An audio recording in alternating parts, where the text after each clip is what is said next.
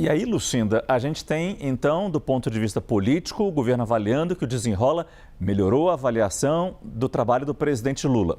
No ano eleitoral, isso é muito importante. Mas, na prática, digamos do ponto de vista econômico, esse programa já conseguiu, primeiro, diminuir o endividamento das famílias? Lucinda, boa noite. Boa noite, Márcio. Boa noite, Jussara. Boa noite a todos.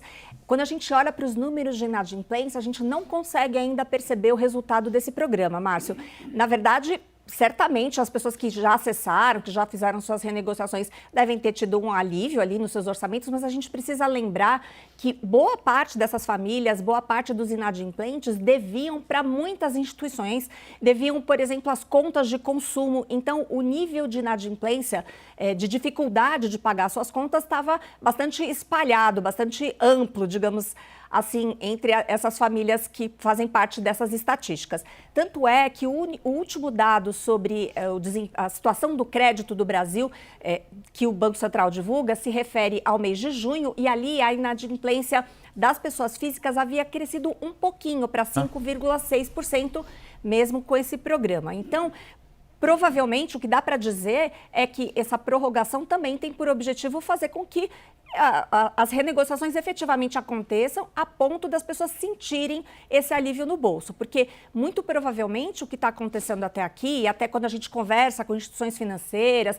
ou com responsáveis por esses birôs de crédito que acompanham essas informações ali no dia a dia, é que muitas famílias conseguiram resolver uma parte das dívidas, mas elas estão ainda se organizando para realmente voltarem a poder tomar crédito, a poder consumir. Então, se o objetivo do governo, obviamente, é levar essas pessoas de volta a consumir e, pensando politicamente, sentirem um momento econômico mais favorável, então é preciso de mais tempo para que esse resultado seja realmente percebido.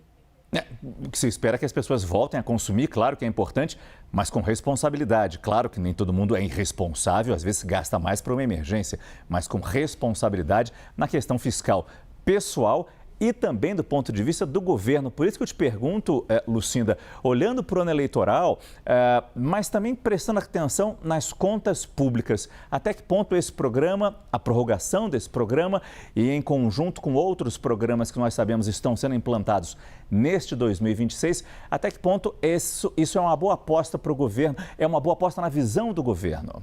Pois é, esse custo para esse programa de Desenrola era de aproximadamente 400 bilhões de reais.